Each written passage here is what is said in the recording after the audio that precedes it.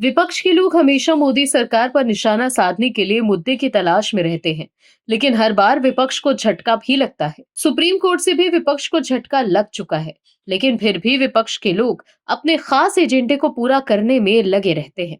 लेकिन अब देश के सामने सब कुछ साफ हो चुका है। कांग्रेस के नेता राहुल गांधी लाख कोशिशें कर ले, लेकिन पीएम मोदी से मुकाबला नहीं कर पा रहे।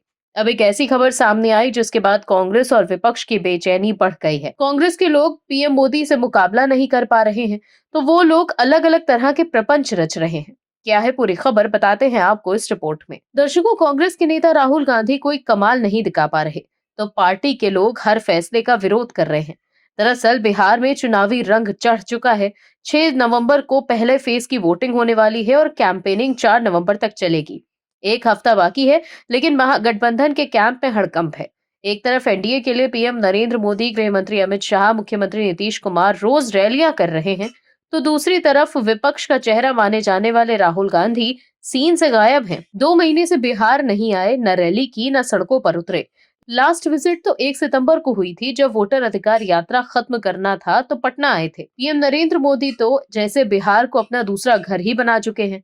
हर दूसरे दिन रैली, हर रैली में विपक्ष पर जोरदार हमला। इस दौरान राहुल गांधी पूरी तरह से गायब हैं।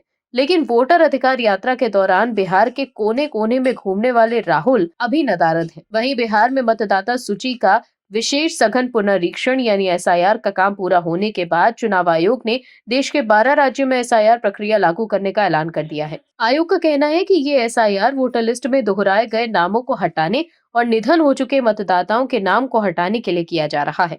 मुख्य चुनाव आयुक्त ज्ञानेश कुमार ने 12 राज्यों और केंद्र शासित प्रदेशों में किए जाने वाले एसआईआर के दूसरे चरण की घोषणा कर दी है। इस पर कांग्रेस नेता पवन खेड़ा ने कहा है कि बिहार में एसआईआर को लेकर उठे सवालों के जवाब हमें अभी तक नहीं मिले हैं। कांग्रेस नेता ने कहा है कि बिहार के एसआईआर की खामियों को दूर करने के लिए सुप्रीम कोर्ट को बार-बार हस्तक्षेप करना पड़ा, वरना चुनाव आयोग और उसे कठपुतली बनाने वाले भाजपा की मंशा बिहार के एसआईआर के जरिए साफ तौर पर उजागर हो जाती। वहीं कांग्रेस नेता भूपेश बघेल ने एसआईआर के दूसरे चरण पर कहा है कि छत्तीसगढ़ में एसआईआर की घोषणा हो गई है, लेकिन चुनाव आयोग को बताना चाहिए कि बिहार में कितने बांग्लादेशियों की पहचान की गई है, कितने लोग बाहर से आए हैं, क्योंकि एसआईआर के जरिए ये लोग विदेशी नागरिक को भगाने की बात कर रहे हैं।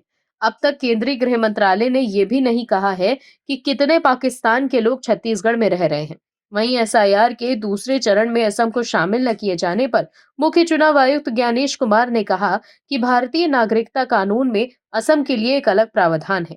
सुप्रीम कोर्ट की देखरेख में वहां नागरिकता की जांच लगभग पूरी होने वाली है। एसआईआर का आदेश पूरे देश के लिए था, ये असम पर लागू नहीं होता।